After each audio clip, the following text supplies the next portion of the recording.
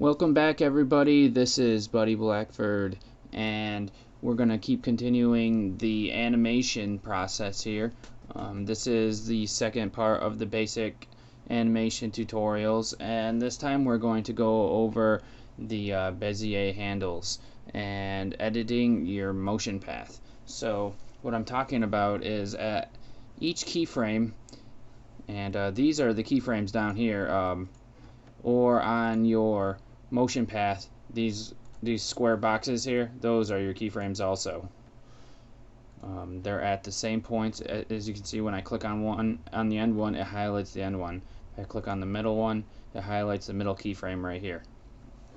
So we're going to be learning how to edit those and add more points.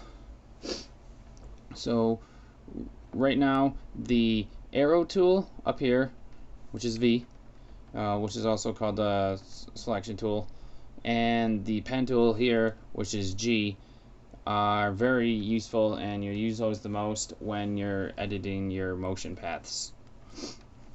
To quickly switch, if you're on the arrow tool, to quickly switch to the pen tool, it's G, and if you hit V, it switches back to the selection tool. Now to do like a temporary switch, hold down G, and if you let go, it'll go back to the arrow tool. It's really quick, and now you can see what I'm talking about by knowing those hotkeys, how that stuff is helpful.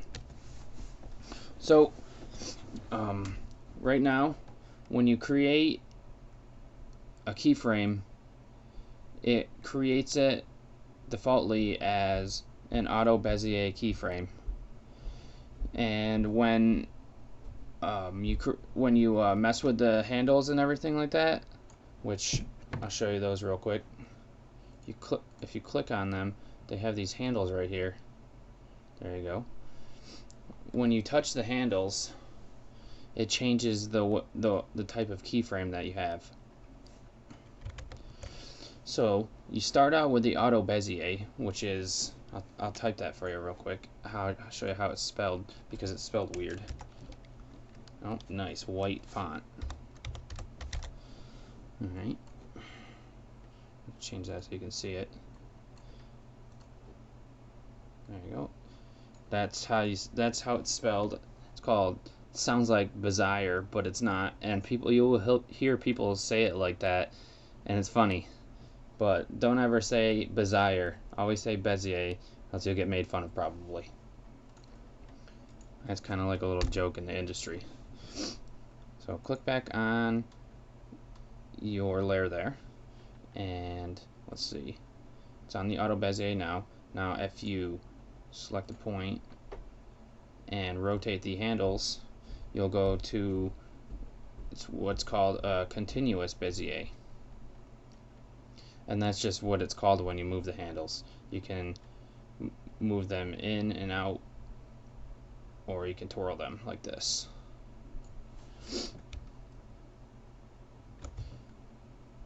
If you hold Alt,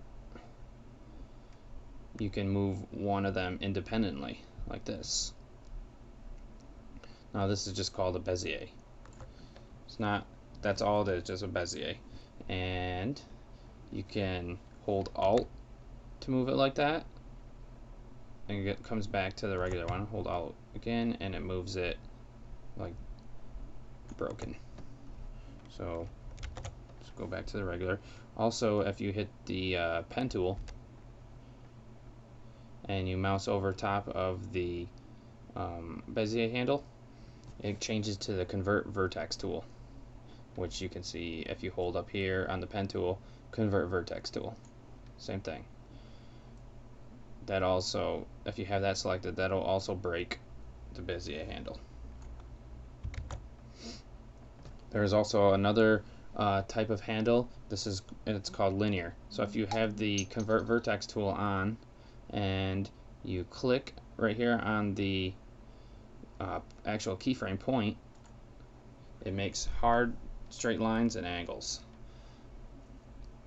Now this is good if you need to there'll be times when you need to use this, and just knowing how to do it is very handy. So if you click on it again, it'll go back to what you had previously. So those are the different types of keyframes. Remember that if you hold down G, you gotta have the arrow selected. If you hold down G, it'll temporarily go to the pen tool. And make sure that the pen tool is selected, and then if you hold down G, there you go, it'll change to the pen tool. It was changing to the convert vertex tool when I had it on there before. So I'm holding down G and you can't see it changing, but if I'm still holding down G right now and I mouse over, it goes to the convert vertex tool.